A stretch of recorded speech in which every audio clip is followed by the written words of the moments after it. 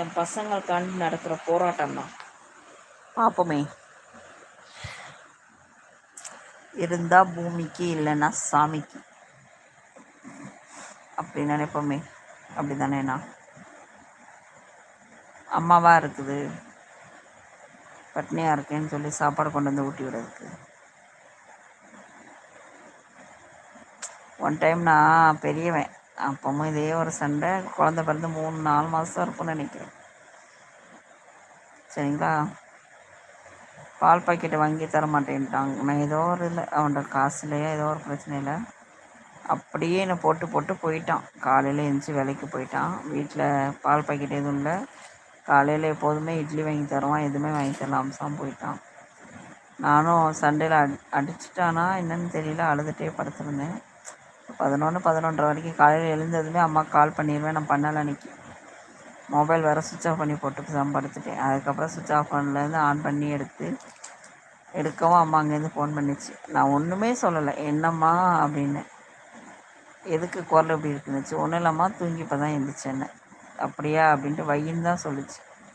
ஒரு 1 hour கூட இருக்காது, நான் 1/2 hour அல்ல 3/4 மணி நேரம் வீட்டில் இருக்க சாப்பாடெல்லாம் எடுத்துகிட்டு ஃப்ளாஸ்கில் காஃபி போட்டுட்டு அங்கேருந்து பஸ்ஸில் வந்தால் டைம் ஆகுனா ஆட்டோ பிடிச்சிட்டு வந்து என் மூஞ்சை பார்த்து அழுதுச்சு. அம்மா அழுக. அப்புறமாயிட்டு பல்லு கூட தேய்க்க விடலைன்னு ஒரு இதில் மூஞ்சில் தண்ணி நல்லா வச்சு கப்பை வச்சு நல்லா மூஞ்சை கழுவி விட்டுட்டு வாயை கொப்பளிக்க சொல்லிவிட்டு காஃபி ஆற்றி கொடுத்து காஃபி குடித்ததுக்கப்புறம் தான் பல்லு தேய்க்க சொல்லிச்சு.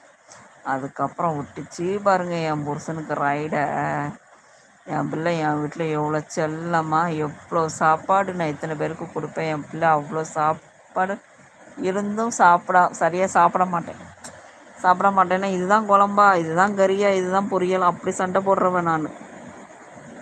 அப்படி வளர்ந்த பிள்ளை இன்றைக்கி உன் வீட்டில் வந்து பட்னி பசிமா பிள்ளை பெற்ற பிள்ளை. அந்த பிள்ளைக்கு பால் கொடுக்கணும், அதுக்கு ஒரு கிளாஸ் பால் கொடுக்கல, ஒரு இட்லி வாங்கி கொடுக்கல. அது உடம்புல தெம்பு இல்லாமல் எப்படி பிறந்த பிள்ளைக்கு பால் கொடுப்பாவா அப்படின்னு பிடிச்சி எங்கள் அம்மா சண்டைன்னு போட்டு பிள்ளையை தூக்கி அவன்கிட்ட போட்டுட்டு வாரியா என்ன அப்படின்ட்டு எங்கள் அம்மா. நானும் பிள்ளையை கொடுத்துட்டு பஸ் ஸ்டாண்டு அந்த முக்கு வரைக்கும் போனேன். 4 வீடு தள்ளி தான் இருக்கு போனேன். என்னால் பிள்ளை இல்லாமல் வர முடியாதுமான்னு சொல்லிட்டு திருப்பி வந்து பிள்ளையை தூக்க வந்துட்டேன். அதெல்லாம் அன்றைக்கி நினச்சி பார்த்தேன். மதியம் அப்படியே படுத்திருந்தேன், அழுதுகிட்டே இருந்தேன்.